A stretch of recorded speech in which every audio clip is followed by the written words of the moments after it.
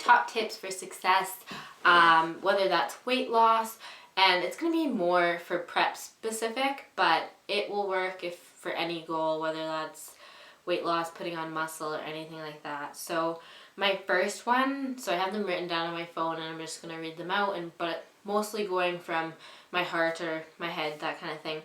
So the first one I would say is to take pictures. I know it sucks, especially at the start, but you should always take pictures so that you can compare every 2 weeks. And if you don't see a change, then something's not working. But sometimes the scale can be a little bit unmotivating because it won't say, hey, in the last 2 weeks you gained 2 pounds of muscle and lost 2 pounds of fat. It'll say you stayed the same, when really there has been change and there has been good change, but you just can't see it. So then most people then fall off and are like, well, I was eating healthy, I was working out hard, and I saw no change, so what's the point?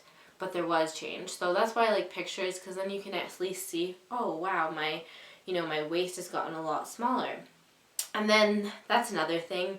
Measurements are really good for tracking progress as well. So measure everything, because that will let you know too whether you are actually just losing fat and gaining the same amount of muscle back at the same time, or kind of what's up. So if the pictures are the same and the measurements are the same, then you're not progressing. But if you can see change and your measurements are going down or up in certain areas, then it's a good indicator that there's change. 2, measure everything. I really didn't know the importance of this till this year, but you really need to measure everything.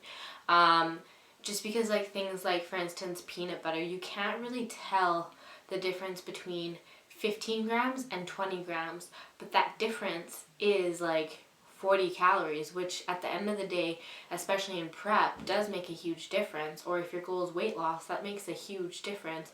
Or same things with your oats. You can go from a decent serving of it being 100 calories to 200 calories. Now you're doubling not only your calories, but your carb intake. So it can really hold you back from your goals. So I think honestly you should measure absolutely everything. Your vegetables, your carbs especially, and your protein, to make sure that you're not overeating or undereating. Find a good coach. So no matter what your goals are, it's really good to have a second pair of eyes, or just a person to lean back on, or a person to take some good advice from. So I put my trust into a coach, and I am a coach myself. So some people ask me, well, why do you need one? But it's good to have a second pair of eyes, because sometimes you can't see it on yourself, you can't see change and things like that. But it's good to also have obviously a good coach, so then they know what the hell they're doing and things like that. This one's more specific to prep, but practice your posing. The worst thing is seeing girls work so hard towards their dream, and then they get on stage and they can't actually present their full potential, a package that they work so hard for. So I would practice honestly every single day posing. When in between my sets at the gym, I'm practicing, and I honestly don't give a shit if everyone's like, wow, she's full of herself, or what, I don't know what they would say or think, but I don't care, because it's something that is really, really important. And when you get on stage, and even just when you are practicing at home, doing it on stage just isn't the same. I don't know if it's because you're in front of a whole bunch more people, or because if I've always cut out water, so that's a big thing, I know, but so I'm cramping and I'm sweating and I'm nervous. So always practice so that you are somewhat prepared. It's going to be different on stage, believe me, but at least so you're not you don't stutter or mess up, and so that you can show off your hard work. It's so important. When you go up there and your back's not flexed the right way, they're going to be like, oh, well, if she doesn't have a good back, that girl deserves to win more. But really, you could actually win. It's just you don't know how to show off your muscles. So that one's a really important one. Track your weights for your workout. So I never actually did this before, just because I'm already prepping, I'm already exhausted and I already don't want to go to the gym towards the end of prep. So the last thing I want to do is sit there and write down my weights for everything. But it's so important so that you know that your strength is increasing or at least staying the same toward the whole entire time in prep. Because the last thing you want to do is not track your weight and then by the end of prep, you're doing 70-pound lat pull down when usually you do like around 100 plus. So then your strength's going to go down during prep and you're going to have to, after prep, build that back up. Whereas at least if you track it the whole time, you can make sure that you stay at the weight you've done and keep increasing. And so that if you're increasing, that means your strength's going up. And that's what you really want to see on prep. As hard as it is still possible. And that also will mean most likely that you're going to be gaining muscle going into the show, which is usually most competitors' goals, as is mine. I never want to lose any muscle going into a show, although you want to come in as conditioned and lean as possible. So for some, that's kind of the sacrifice you have to make. All right, document how you're feeling. So I'm actually was kind of happy that I started this YouTube channel because I'm going to be able to look back and see how I've felt, kind of week to week, which I don't have for any of my other preps. But, there's some weeks where I'm like, wow, I'm so exhausted, like I don't even want to get out of bed. My energy level is just so shit. And I'm like, I don't know if, I swear I didn't feel this bad last prep. But then I actually went and looked at some of my posts I had on Instagram, and I was like, at 6 weeks, I said the exact same thing. So it's like, okay, that makes me feel a little bit better. I know that I struggled around this time too, and I just had to push through. So I think tracking how you're feeling is a pretty good one. This one's, again, really more so towards prep competitors or people getting ready for bodybuilding shows, but I really think it's good to spend the extra money on a good tan. So the one year I actually used Dream Tan, which apparently is banned for Saba, and I was not supposed to step on stage. The girl was like, what tan did you use? I don't know what you would call her. I don't even know who or what she was. She was just one of the show organizers or whatever you can call her. And she was like, what tanner do you have on? And I was like, Dream Tan. She's like, yeah, actually I should not be letting you step on stage. I was like, what? I worked so fucking hard and I'm not going to be let on stage because of the tanner I used. Are you kidding me? But luckily she was just like, I'm going to let it pass, but just so you know, Dream Tan is banned. And I was like, okay. Like, as a first time, that was my first show ever. As a first time competitor, I had no idea. So I was like, okay, shit. And then I looked it up and yeah, it is banned, and it's banned in most shows. I don't know, maybe, I think it was because of the chemicals or something it was giving off. So not only are some tanners banned, so if you are going to do self-tanner at home, make sure it's not banned, so you don't work all that hard to not be let on stage.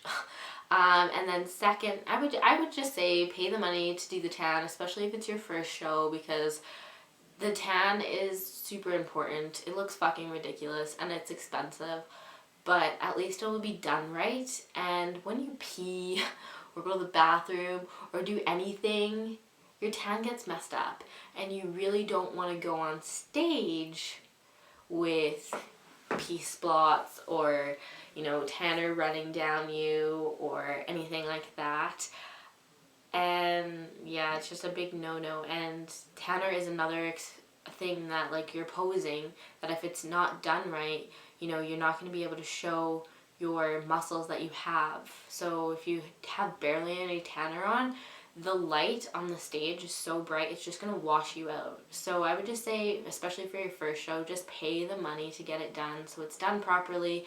And then also, they're backstage, so they can help and fix you, and they make sure you're perfect when you step on stage. If you do it yourself, who are you going to ask? Some people aren't really nice backstage, I'll tell you that. So, I wouldn't even feel comfortable asking someone to rub tanner on my behind/vagina part, so I would just say pay the money, get it done so that you have nothing to worry about, and that's just another stress if you don't. So it's another advice I'd give. We'll say number 8. Tip number 8, don't give in to temptations. This one's definitely easier said than done, but so many times I gave into temptations in my last 2 preps, and I was like, when I stepped on stage, I felt so fucking guilty. I was like, and then this last prep, I lost by 1 point, so all I kept thinking back was, had I not shoved my face with pie one day, or had I not ate that peanut butter and toast, would I have won? And you know what? It definitely could have. So, you know what?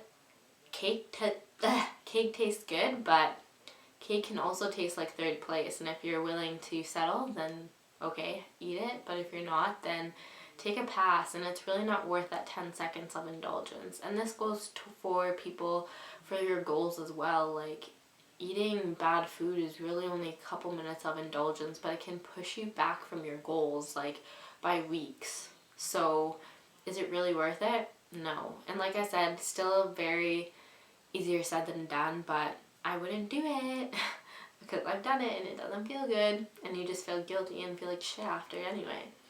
Another good tip number 9 would be to drink water. This is so essential. I mean, you've probably heard this before, but your body is like 60% water, so you need to keep it replenished, and it's the number 1 tip goal to lose weight, and it's the easiest thing. If you could drink something and lose weight, wouldn't you? Yeah, so drink some water, keep your body hydrated. And this is so important for people who are working out, because if you're not hydrated, you're going to cramp and you're not going to recover. So drink water. Super easy tip.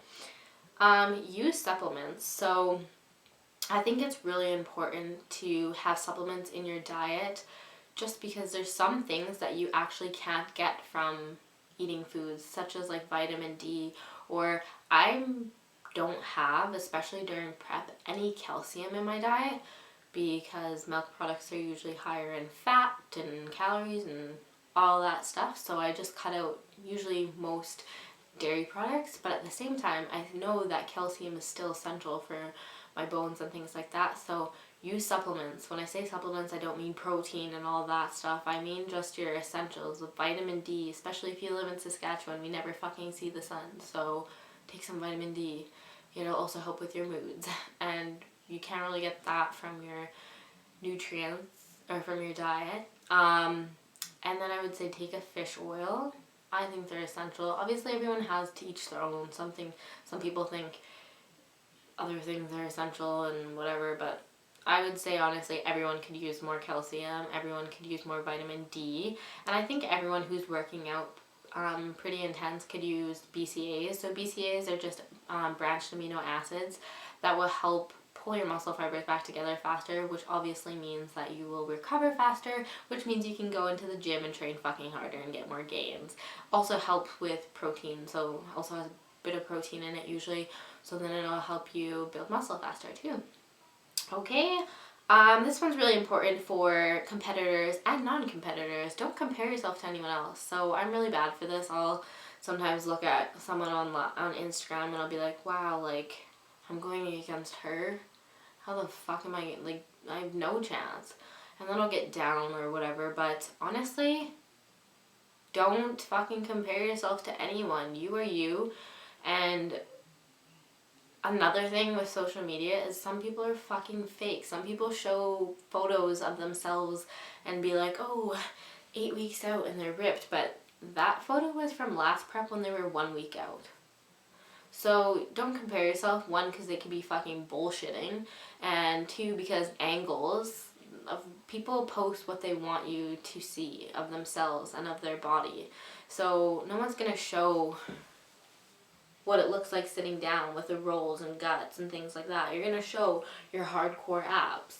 Of course you are. It's just, why would you want to post a picture you don't feel good about yourself in? And I mean, sometimes I can be guilty of it too, of posting, being like, oh, I look so fat in that one, I'm not posting that one. But, oh, that one I'm sucking in and I look good. So don't compare yourself to anyone, because some people don't even look how they look in person, and you know that.